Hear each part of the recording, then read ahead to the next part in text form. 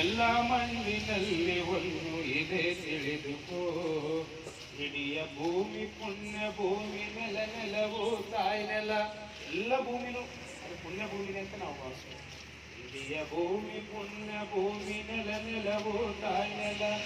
ನೆಲವ ಗೆಲ್ಲುವ ಗೆಲುವು ಸೋಲು ತಿಳಿದುಕೋ. ಮನಸ್ಸಿಗಂಟಿದ ಕೊಳೆಯ ತಿಕ್ಕಿ ಕೊಳೆದುಕೋ. ಮನಸ್ಸಿಗಂಟಿದ ಕೊಳೆಯ ತಿಕ್ಕಿ ಕೊಳೆದುಕೋ. ನಮ್ಮ ಮನಸ್ಸಿಗೆ ಒಂದು ಕೊಳೆನ ಅಂಟಿದೆ. ಯಾವ ಕೊಳೆ ಅಂತಿದ್ರೆ ಆ ಕೊಳೆ ಈಗ ಬರ್ತದೆ. ಏನು ಬರ್ತದೆ ಅಂದ್ರೆ ನಮ್ಮ ಮನೆಯೊಳಗೆ ಕಾಯಿ ಬಂದೇನ ಅಪಶಕ್ತನ ಅಲ್ಬೇಕಂತ. ನಮ್ಮ ಮನೆಯೊಳಗೆ ಕಾಯಿ ಬಂದ್ರೆ ಅಪಶಕ್ತನ, ನರಿ ಬಂದ್ರೆ ನರಿ ಮಕ್ಕ ನೋಡ್ಬಾರ್ದು. ನರಿ ಮಗ ಗಿಡದ ಒಳಗೆ ಅದಕ್ಕೆ ಏನೇನೋ ಹಾಕಿ ಕಾಳು ಹಾಕಿ ಕಾಳು ಹಾಕಿ ಹಾಕಿ ಹಾಕಿಲ್ಲ ತಿನ್ನೋದು ಅದಕ್ಕೆಲ್ಲ. ಕಾಯಿ ಬಂದ್ರೆ ಮಾತ್ರ ನಮಗೆ ಅಪಶಕ್ತನ. ಕಾಗಿ ಒಂದು ಅಗಳ ಕಂಡ್ರೆ ಕರೆ ಉತ್ಪನ್ನ ಬಳಗವನ್ನೆಲ್ಲ ಕೇಳಿ, ಕೋಗಿಲೆ ಏನಾದ್ರ ಕರೆಯೋದೆಲ್ಲ ಕೇಳಿ ವ್ಯತ್ಯಾಸ ಬರ್ತದೆ. ಈಗ ನಾವು ರಾಷ್ಟ್ರೀಯ ಪಕ್ಷ ಅಂತ ಯಾವುದನ್ನ ಕರಿತೀವಿ? ನವಿಲು ನಮ್ಮಲ್ಲಿ. ಆದ್ರೆ ಕಾಗಿ ನವಿಲ್ಕಿಂತ ಶ್ರೇಷ್ಠ, ಬಹಳ ಶ್ರೇಷ್ಠ. ಅದೆಲ್ಲ ಕುಟುಂಬಸ್ಥರನ್ನ ಕರೆದು ತಿಂತಾರೆ. ಇಲ್ಲಿ ಭಾರತದೊಳಗ ಕಾಗಿ ಅನಿಷ್ಟ ಪಕ್ಷ, ನವಿಲು ರಾಷ್ಟ್ರೀಯ ಪಕ್ಷ. ಹೌದಲ್ಲ? ಕಾಗಿ ಅನಿಷ್ಟ. ನಮ್ಮ ಮನೆಗೆ ಬಂದ್ಬಿಟ್ಟು ಕಾಯಿ ಬಂತು ಏನೇನೋ ಮಾಡ್ತೀವಿ. ಆಮೇಲೆ ಇನ್ನೊಂದು ಗಂಟೆ ನಿಮ್ಗೆ ಗೊತ್ತಿಲ್ಲ, ಹೋದ ಶ್ರಾವಣದೊಳಗ ಕಾಯಿ ಮಟ್ಟು ನೋಡಬಾರ್ದು ಅಂತೇಳಿ ಒಂದು ಕಾಯಿ ಮಟ್ಟು ನೋಡ್ಬಾರ್ದು. ಇವತ್ತಿಗೆ ಅದ ಕಾಯಿ ಮಟ್ಟು ಎರಡು ಕಾಯಿಗಳು ಗುಜರಾತಿದ್ರ ಅದರೊಳಗೆ ಬೆಂಕಿ ಸ್ಪರ್ಶ ಆಗ್ತೈತಿ, ಅದನ್ನ ನೋಡಬಾರ್ದು. ಅದನ್ನ ನೋಡಿದ್ರೆ ಅಪಶಕುನ. ಆ ವ್ಯಕ್ತಿ ಸತ್ತಂಗ ನಟನೆ ಮಾಡಬೇಕು. ಅವ್ರ ಮನೆಯವ್ರು ಬಂದು ಅವ್ನ ಎದ್ದು ಕೆಲಸ ಮಾಡ್ಬೇಕು. ಇದೆಲ್ಲ ಗೊತ್ತಿದೆ. ಹೌದಲ್ಲ? ಅದು ಎಷ್ಟು ಇದಾಗ್ತದೆ ನಾವು. ಹೀಗಾಗಿ ಕಾಗಿ ನಮ್ಮ ದೇಶದೊಳಗಡೆ ಅಪಶಕುನ. ಕಾಗಿ ಒಂದು ದೇಶದ ರಾಷ್ಟ್ರೀಯ ಪಕ್ಷ ಅಂತೀರಿ ನಾವು. ಕಾಗಿ ನಮ್ಮ ದೇಶದೊಳಗಡೆ ಅನಿಷ್ಟ ಪಕ್ಷಿ. ನಮ್ಮ ಮನೆ ಒಳಗೆ ಬಂದರೆ ಅನಿಷ್ಟ. ಅದನ್ನು ನೋಡಬಾರ್ದು, ಅದನ್ನು ಮುಟ್ಟಬಾರ್ದು. ಅದು ಒದರಕತ್ತಿದ್ರೆ ಕೆಟ್ಟದಾಕೆ ಅಂತ ಹೇಳುತ್ತ ನಾವು ಒಂದು ದೇಶದ ರಾಷ್ಟ್ರೀಯ ಪಕ್ಷಿ ಕಾಗಿ. ಅವರು ಮನುಷ್ಯರಲ್ಲ. ನಾವು ನವಿಲನ್ನ ಹೆಂಗೆ ರಾಷ್ಟ್ರೀಯ ಪಕ್ಷಿ ಅಂತ ಮಾಡ್ಕೊಂಡಿದ್ದೀವಿ, ಅವರು ಕಾಗಿನ ರಾಷ್ಟ್ರೀಯ ಪಕ್ಷಿ ಮಾಡ್ಕೊಂಡಿದ್ದಾರೆ. ಗೊತ್ತಾದ ರಾಷ್ಟ್ರ ಯಾವುದು ಅಂತ. ಮತ್ತೆ ಅವರು ಮನುಷ್ಯರು, ಅವರು ಊಟ ಮಾಡ್ತಾರೆ. ನಮ್ಮ ಕೇಳಿದ್ರೆ ನಾವೇ ಊಟ ಮಾಡ್ತೀವಿ, ಅವರು ಊಟ ಮಾಡ್ತಾರೆ, ಅವರು ಬೆಳೀತಾರೆ, ಬೇಯಿಸ್ತಾರೆ, ಎಲ್ಲ ಮಾಡ್ತಾರೆ. ಆದ್ರೆ ನಮ್ಗಿಂತ ಚೆನ್ನಾಗದಾರ ಅವರು. ನಮ್ಗಿಂತ ನಮ್ಮ ದೇಶದಾಗ ಪ್ರಗತಿಗಿಂತ ಅವ್ರ ಪ್ರಗತಿ ಚೆನ್ನಾಗದ. ಅದು ಅವರು ರಾಷ್ಟ್ರೀಯ ಪಕ್ಷಿ ಮಾಡ್ಕೊಂಡಿದ್ದಾರೆ. ಭೂತಾನ್ ಅಂತ ದೇಶ ಕೇಳಿದ್ರಲ್ಲ, ಭೂತಾನ್ ದೇಶದ ರಾಷ್ಟ್ರೀಯ ಪಕ್ಷಿ ಕಾಗಿ. ಅವ್ರು ರಾಷ್ಟ್ರೀಯ ಪಕ್ಷಿ ಮನೆಗೆ ಇರ್ತಾರೆ, ಸಾಕ್ತಾರೆ. ಅವ್ರು ಮನುಷ್ಯರಲ್ಲ. ಅವ್ರಿಗೆ ಇರ್ತಕ್ಕಂಥ ಅಂದ್ರೆ ನೋಡ್ರಿ, ಕಾಗೆ ಗೂಬೆ ನರಿ ನಾಯಿ ತುಳಸಿ ನಸುಗುನ್ನೆಕಾಯಿ. ಕಾಗೆ ಗೂಬೆ ನರಿ ನಾಯಿ ತುಳಸಿ ನಸುಗುನ್ನೆಕಾಯಿ. ಸಕಲ ಜೀವವು ಪವಿತ್ರವೆಂದು ತಿಳಿದುಕೋ. ಭೂಮಿ ತಾಯಿ ಮಕ್ಕಳಲ್ಲಿ ಉಚ್ಚ ನೀಚವೆಂಬುದಿಲ್ಲ. ಭೂಮಿ ತಾಯಿ ಮಕ್ಕಳಲ್ಲಿ ಉಚ್ಚ ನೀಚ ಎಂಬುದಿಲ್ಲ. ಎಲ್ಲ ಜೀವಗಳು ಸಮ ಎಂದು ತಿಳಿದುಕೋ. ಮನಸ್ಸಿಗಂಟಿದ ಕೊಳೆಯ ತಿಕ್ಕಿ ತೊಳೆದುಕೋ. ಮನಸ್ಸಿಗಂಟಿದ ಕೊಳೆಯ ತಿಕ್ಕಿ ತೊಳೆದುಕೋ. ನಮಗೆ ಒಂದು ಸಣ್ಣ ಒಂದು ಪಾಠ ಹೇಳಿದ್ರು. ಏನಂತೇಳಿ, ಪುಣ್ಯ ಪುಣ್ಯಕಥೆ ಹೇಳಿದ್ರಲ್ಲ, ಅದು ಪುಣ್ಯ ಪುಣ್ಯಕಥೆ. ಅವಾಗ ಹುಲಿ ಬಂದು ಆಟ ಬಾಕಿ ಆ ಹಸು ನನ್ನ ಮಗನಲ್ಲಿ ಕಥೆ ಇದಲ್ಲ. ನೀವು ಅಲ್ಲಿ ಅವ್ರು ಅಬ್ಸರ್ವ್ ಮಾಡ್ರಿ. ನಮ್ಮ ದೇಶದ ರಾಷ್ಟ್ರೀಯ ಪ್ರಾಣಿ ಯಾವುದು? ಹುಲಿ ಅಲ್ಲ? ಹುಲಿನ ಹೌದ್ರಾ? ನಮ್ಮ ದೇಶದ ರಾಷ್ಟ್ರೀಯ ಪ್ರಾಣಿ ಹುಲಿ.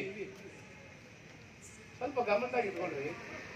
ನಮ್ಮ ದೇಶದ ರಾಷ್ಟ್ರೀಯ ಪ್ರಾಣಿ ಹುಲಿ ಆದ್ರೆ ಪುಣ್ಯಕೋಟಿ ಕಥೆ ಒಳಗೆ ಹಸು ಬಂದ ತಕ್ಷಣ ಆ ಹುಲಿನ ಅಂತೇಳಿ ಹೇಳ್ತಿದ್ವಿ. ಹಸು ಇಲ್ಲಪ್ಪ ನಾನು ಮುಸ್ಲಿಂ ಕೊಟ್ಟಿದ್ದೀನಿ, ನಾನು ಹೋಗಿ ಹಾಲು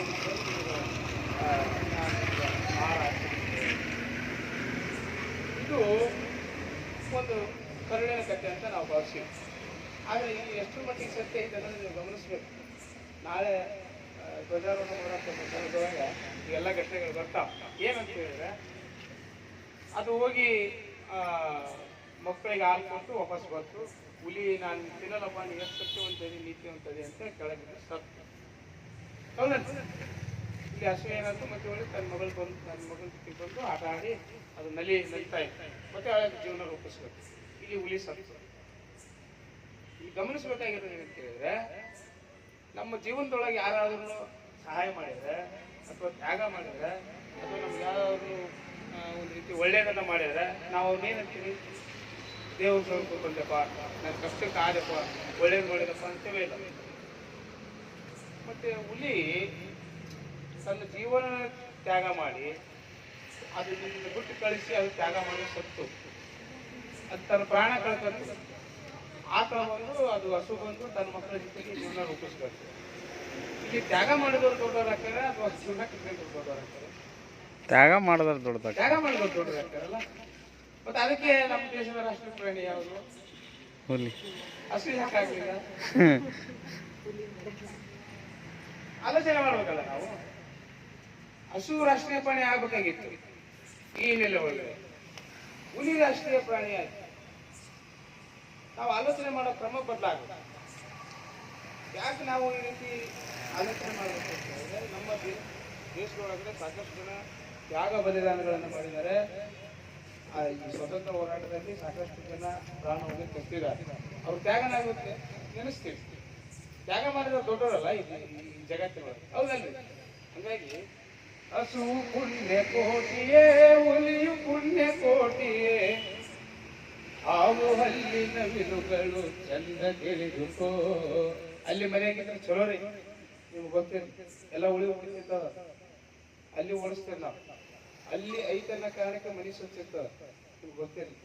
ಅದು ಊಟದಾಗಿದ್ರೆ ಮತ್ತೊಂದಿದ್ರೆ ಅದು ಬೇರೆ ಸಮಸ್ಯೆ. ಆದ್ರೆ ಹಲ್ಲಿಗಳು ಮನೆಯೊಳಗಿದ್ರೆ ಬಹಳ ಚಲೋ. ಯಾಕಂದ್ರೆ ಸಣ್ಣ ಸಣ್ಣ ಕ್ರಿಮಿಕೀಟಗಳು ಸಣ್ಣ ಸಣ್ಣ ಹುಳುಗಳನ್ನ ಅದಕ್ಕೆ ಸ್ವಚ್ಛ ಮಾಡ್ತಾರೆ.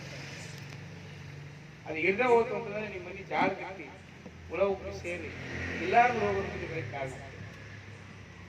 ಹಾವು ಹಲ್ಲಿನ ವಿಲುಗಳು ಚಂದ ತಿಳಿದುಕೋ, ಅಂದ ಚಂದ ಎಂಬುದು ಎಲ್ಲ ಮನದ ಭ್ರಾಂತಿಯು, ಅಂದ ಚಂದ ಎಂಬುದು ಎಲ್ಲ ಮನದ ಭ್ರಾಂತಿಯು, ಎದೆಯೊಳಗೆ ಸಮಚಿತ್ತದ ದೀಪ ಬೆಳಗಿಕೋ, ಮನಸ್ಸಿಗಂಟಿದ ಕೊಳೆಯ ತಿಕ್ಕಿ ತೊಳೆದುಕೋ, ಮನಸ್ಸಿಗಂಟಿದ ಕೊಳೆಯ ತಿಕ್ಕಿ ತೊಳೆದುಕೋ. ಕೆಟ್ಟ ಕಾಲವೆಂಬುದಿಲ್ಲ ರಾವು ಗುಳಿಕ ಕಾಲವಿಲ್ಲ, ಕೆಟ್ಟ ಕಾಲವೆಂಬುದಿಲ್ಲ ರಾವು ಗುಳಿಕ ಕಾಲವಿಲ್ಲ, ಕ್ಷಣ ಕ್ಷಣವೂ ದಿನ ದಿನವೂ ಶ್ರೇಷ್ಠವೆಂದುಕೋ. ಹುಣ್ಣಿಮೆ ಅಮಾವಾಸ್ಯೆಗಳು ದಿನದ ಹಗಲು ರಾತ್ರಿಗಳು ಎಲ್ಲ ಸಮಯವೂ ವಿಶಿಷ್ಟವೆಂದು ತಿಳಿದುಕೋ, ಮನಸ್ಸಿಗಂಟಿದ ಕೊಳೆಯ ತಿಕ್ಕಿ ತೊಳೆದುಕೋ, ಮನಸ್ಸಿಗಂಟಿದ ಕೊಳೆಯ ತಿಕ್ಕಿ ತೊಳೆದುಕೋ. ನಿಮಗೆ ಗೊತ್ತಿರ್ತದ, ನೀವು ಆ ಪ್ರಯೋಗ ಮಾಡಿರ್ತೀರಿ, ನಾವು ಆ ಪ್ರಯೋಗ ಮಾಡಿದೀವಿ. ನಮ್ಮ ದೇಹದೊಳಗಡೆ ಯಾವ ಅಂಗಾಂಗಗಳು ಶ್ರೇಷ್ಠನೇ ಅಂತ ನಾವು ಭಾವಿಸ್ತೀವಿ, ಹೌದಲ್ಲ? ಆದ್ರೆ ನಮ್ಮ ಮನಸ್ಸಿನಿಂದ ನಾವು ಒಳಗೆ ನೋಡ್ಕೊಂಡ್ರೆ ಇದು ಈ ಅಂಗ ಕನಿಷ್ಠ, ಈ ಅಂಗ ಶ್ರೇಷ್ಠ ಅಂತ ನಾವು ಭಾವಿಸ್ತೀವಿ. ಕೆಲಸ ನೋಡೋದಿದ್ದಾಗ ನಾವೆಲ್ಲ ನಮ್ಮ ಮನೆಗೆ ಯಾರಾದ್ರೂ ಬೀಗರು ಬಂದ್ರೆ ಅಥವಾ ನಿಮ್ಮ ಮಕ್ಕಳಿಗೆ ಯಾರಾದ್ರೂ ಮಾವನವರಾಗಲಿ ಯಾರಾದ್ರೂ ಬೀಗರ ಮನೆಗೆ ಬಂದ್ರೆ ಅವ್ರು ಊರಿಗೆ ಹೋಗೋ ಹೊಟ್ಟೆ ಆಗ್ತಾರೆ. ಎಂಟನೇನೋ ಒಂದು ಅದನ್ನೆಲ್ಲ ಇಸ್ಕೊಂಡು ಇಸ್ಕೊಳ್ಳೋ ಹೊತ್ತಿನಾಗ ನಮ್ಮವ್ವ ಆಗಲಿ ನಮ್ಮಪ್ಪ ಆಗಲಿ ಅಥವಾ ನಾವು ಸಹಜವಾಗಿ ಸಣ್ಣ ನೋಡ್ರಿ, ನಾವು ಸಹಜವಾಗಿ ಎಡಗೈ ಚಾಚ್ಕೊಳ್ತೀವಿ. ಎಡಗೈ ಇಸ್ಕೊಂಡು ಬಲಗೈ ಇಸ್ಕೊಂಡು, ಹೌದಾ?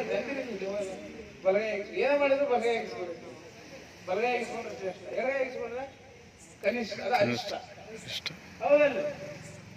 ಎಡಗೈ ಅನಿಷ್ಟ, ಬಲಗೈ ಕನಿಷ್ಠ ಅಂತ ಶ್ರೇಷ್ಠ ಅಂತಕ್ಕಂಥ ಮನೋಭಾವನೆ ನಮ್ಮ ಮಕ್ಕಳಲ್ಲಿ ಬಿಗಿನಿಂಗೇನೆ ತುಂಬ್ತೇವೆ ನಾವು. ಅಂದ್ರೆ ಮಕ್ಕಳಿಗೆ ಬೆಳೆಯ ಸಂದರ್ಭದಾಗಲೇ ತುಂಬ್ತೀವಿ.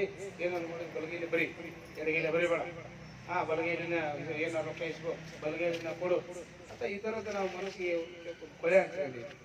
ನಾನು ಪ್ರಶ್ನೆ ಮಾಡೋದ್ರಿಂದ ಎಡಗೈ ಕನಿಷ್ಠ ಅನ್ನೋದಾದ್ರೆ, ಎಡಗೈ ಅದು ಅರಿಷ್ಠ ಅನ್ನೋದಾದ್ರೆ ಒಂದು ವಾರ ಎಡಗೈ ಕೆಲಸನೇ ಬಂದ್ ಮಾಡಬೇಕು.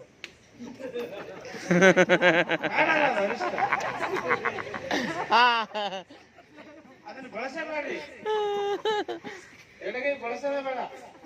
ಒಂದು ವಾರ ಬಂದ್ ಮಾಡೋಣ. ಯಾವ್ದು ಶ್ರೇಷ್ಠ ಆಗ್ತಾವ? ಹೌದಲ್ರಿ?